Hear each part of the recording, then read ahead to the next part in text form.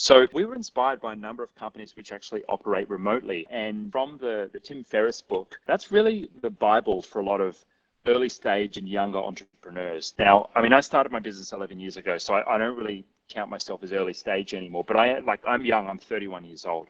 So I kind of put myself in the bucket of a younger set of entrepreneurs who have come up in the last 5 or 10 years and all read the 4-Hour Workweek and, have followed the Gary Vaynerchuks and the Richard Bransons and have idolized entrepreneurs, not idolized business magnates, but idolized entrepreneurs. And in particular, the entrepreneurs who have location flexibility and the whole digital nomad movement. And, not many of those digital nomads have significant businesses, but some do. And so some of the companies that we've followed that actually built completely remote teams, I want to share a couple of those with you. So one of those is Buffer, who are the guys who do a lot of blogging on the remote work scale. Another one is a company called Zapier. So it's actually the software that we implement, which is a cloud connecting tool. So they're, a global company, people all over the world. Atlassian, which is an IT company. So very, very interesting story. They have thousands of employees. They're a software development business and they make tools for other software developers. Headquartered in Sydney, one of Australia's only unicorn companies, which means they've got over $1 billion of enterprise value. And I think they were there before they even went public, which is pretty cool. I think they're like $6 billion now. Tech startup, less than 10 years old. Well, they may be over 10 years now. Interestingly, in Atlassian's story, they have like 8 offices globally. And I had the chance to see their head of culture and head of people speak a couple of years ago at a remote work event. And he said that out of their 8 offices, their number 1 largest office is Sydney, their number 2 largest office is San Francisco, and their 3rd largest office is their remote workforce. Fascinating. So hundreds and hundreds of employees all over the world working primarily from home. And so, yeah, just amazing stuff. And so, these guys are at level 4, some of them, or all of those that I just mentioned are at level 4, and some of them are even at level 5. Someone like Zapier, people are just traveling all over the world. Another company, GitHub are 200 employees globally, all working completely remotely from home.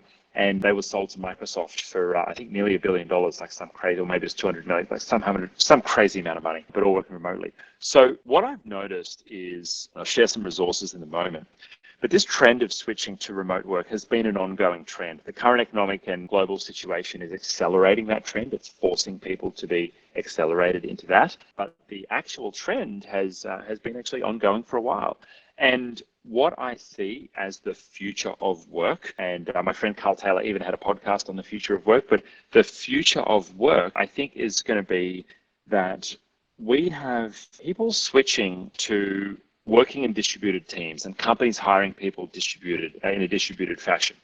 I don't necessarily think that everyone is going to work at home forever. I don't necessarily think that's the best thing to do. I personally have a love-hate relationship with working at home. I've been working either at home or within 500 meters of my home for the past 7 or 8 years, and I would never, ever go back. I would never do a commute ever. I'd rather shoot myself. But what I have flirted and fluttered back and forward between is either working at home and then doing a lot of traveling, like traveling every month. And that for the past couple of years, that's kind of been my reality. But I find that after working at home for an extended period of time, I start going a bit cuckoo. And that happens to many people. And we're going to do probably a whole module on just being healthy at home and how to actually work at home in a healthy way, because most of our team work at home most of the time. But what my preferred way of working is working at home sometimes, and then 2 or 3 days a week going somewhere else to work.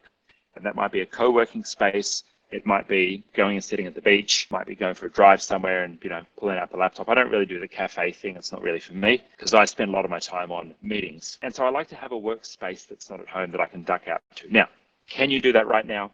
I don't know. That depends on how you define your work and whether or not you can do your work at home. And we should be doing the right thing as much as possible and staying away from contact with anyone else.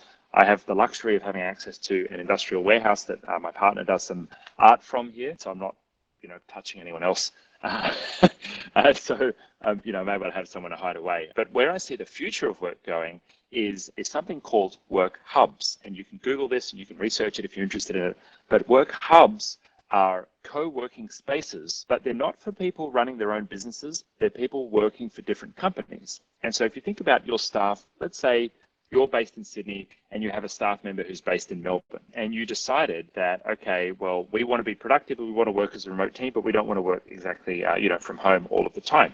Well, work hubs allow your staff to go somewhere to work, think of it like a co-working space, and their colleagues, co-working space colleagues, but they're all working for different companies. Now, think of the advantage of that, right? Your colleagues are not necessarily your boss or someone working under you, right? So usually you've got all these like relationship dynamics and all this like shit, right? with your colleagues. And if you're all working in the same office, like you're all cooped up together and those relationship dynamics play out in your workplace. But imagine if your colleagues all worked for different companies. Well, you could enjoy all of the social time and you could enjoy the bonding and you could enjoy the emotional support without having to have that relationship dynamic of, oh, this person sitting next to is my boss. So, when you go out for Friday night drinks with your work hub colleagues, then you're going out with a bunch of friends as such. You're not worrying about like, oh, if I drink too much, the boss might not give me that promotion or whatever. Anyway, but I find that fascinating. That's something that I've been thinking about for the last few years in, helping lead businesses in their transition to remote work. So a couple of resources that I want to share with you guys. One is actually the blog from Buffer. So I'll open up here. So Buffer, it's like a social media management app. These guys post a lot of their kind of like lessons from the road. So if you check out the Buffer blog, there's heaps of really great resources. If you just search for remote work scale, you'll find the blog. Here's where I took the image from. And then down the bottom here, you can see they've actually got a whole category on remote work. That's a really great resource. And, we're obviously over the coming weeks going to be sharing our best practices. But if you want to do some reading up, then go ahead and check out the Buffer blog. My next top resource is a book called Remote. And this is from the guys who wrote Basecamp. Really, really love these guys' approach to business, remote teams, and just, in general, how they do things. Now, Basecamp as an app is a little bit like Asana. Basecamp was one of the first cloud-based task management apps. I think Asana is way better, but Basecamp is another option there. But this book is phenomenal, and it's really about like, what are all the things that you need to do to run a remote team? And I read this 5 or 6 years ago. It was foundational in us transitioning to our team being remote and working from home and how we do things. It really covers the human element of working remotely and making sure that you actually get it to work from a team that are completely globally distributed and have people in different time zones and, working from home and working from absolutely everywhere. So check this one out. Now, I will say that this is a great framework. I hope that we can provide some really great value to you guys. I'm sure we will over the course of the coming weeks, because we are going to be sharing what we have battle tested. We're basically going to be giving you the playbook, the framework of absolutely everything that we have done and learnt over the past 5 years of now having 35 employees, completely remote team, and how we actually get all of that stuff to work together. So definitely check out these two resources, but also make sure you check out all of our upcoming presentations that will give you guys some really, really good tips and tricks on how to get that done.